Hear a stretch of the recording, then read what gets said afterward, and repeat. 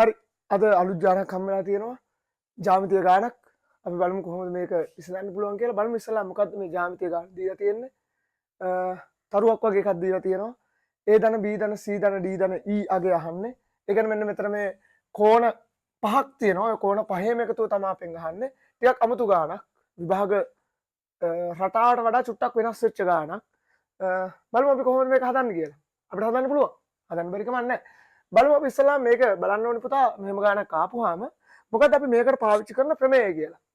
ප්‍රමේයන් එකක් හෝ කීපයක් පාවිච්චි කරලා තමයි මේ ජ්‍යාමිතිය ගණන් අපි හදන්නේ. මේ ගාන හදන්න කලින් ඔයා දැනගෙන ඉන්න ඕනේ ත්‍රිකෝණ සම්බන්ධ ප්‍රමේයක් තියෙනවා පුතා මෙන්න මෙහෙම.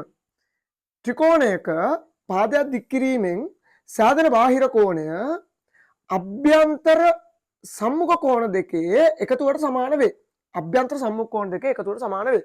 ඔන්න ඔය ප්‍රමේය ඔයා දැනගෙන ඉන්න ඕනේ මේ ගාන හදන්න කලින්. මට නම් මේක පේනවා. මේ ප්‍රමේය දැනගෙන ඉන්න ඕනවා මේ ගාන හදන්න කලින්.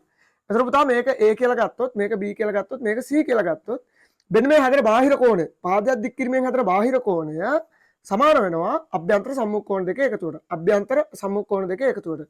B එකතු කිරීම C ට. ඔන්න ඔය ප්‍රමේය දැනගෙන ඉන්න ඕනේ මේ ගාන හදන්න නම්. සමස්තයක් විදිහට මේ ගාන හදන්න නම් ඕක දැනගෙන ඉන්න ඕනේ. ඊට පස්සේ අපි කවුරුත් දන්න මෙන්න මේ ත්‍රිකෝණවල අභ්‍යන්තර කෝණ ත්‍රිකෝණයක අභ්‍යන්තර කෝණවල එකතුව ප්‍රමේය දැනගෙන ඉන්න ඕනේ. ත්‍රිකෝණයක අභ්‍යන්තර කෝණවල එකතුව සම්බන්ධ ප්‍රමේය දැනගෙන ඉන්න ඕනේ. ඒ කියන්නේ මේක A මේක B මේක C කියලා ගත්තොත් A ධන B ධන C කියන තුනේම එකතුව අංශක 180යි. මෙන්න මේ ප්‍රමේයන් දෙක දන්නවා නම් සරල ප්‍රමේයන් දෙකක්. මේ ප්‍රමේයන් දෙක දන්නවා නම් මේ ගාන හදන්න පුළුවන්. හරි. මේ ගානට අපිට අවතීර්ණ වෙන්න පුළුවන් නැත්නම් එන්ටර් වෙන්න පුළුවන්. මෙන්න මේ වගේ තැනක් අල්ලගත්තොත් කොයි වගේ තැනක්ද අපි බලමු ඉස්සලාම මේකෙන් ත්‍රිකෝණයක් හොයාගන්න. මම නිකන් එකපාරට දකිනවා මෙන්න මෙහෙම ත්‍රිකෝණයක් මට පේනවා. මෙන්න මෙහෙම ත්‍රිකෝණයක් පේනවා මට. මෙන්න මෙහෙම ත්‍රිකෝණයක් මම දැක්කා එකපාරට. මට මෙන්න මෙහෙම ත්‍රිකෝණයක් නම් පුතා පේනවා. මෙහෙම ත්‍රිකෝණයක් නම් මට පේනවා. ඔයාලටත් පේනවා කොහොම ත්‍රිකෝණයක් තියෙනවා. ඔය ත්‍රිකෝණයේ අභ්‍යන්තර කෝණ සම්බන්ධ ප්‍රමේයක් අරගෙන තේරුමක් නැති වෙයි. මම මේකේ පුතා මෙහෙමම මේ පාදයක් දික් කිරීමෙන් හැදෙනවා මෙන්න මෙතන බාහිර කෝණය. මේ බාහිර කෝණය මම ගන්නවා. මේ බාහිර කෝණය ගත්තාම මට පේනවා පුතා මේ බාහිර කෝණය සමාන වෙනවා අභ්‍යන්තර මෙන්න මේ සම්මුඛ කෝණ දෙකේ එකතුවට. මේ ත්‍රිකෝණයෙන් අපි දැන් ගත්තේ මේ ත්‍රිකෝණයෙන් අපි සැලකුවේ පුතා.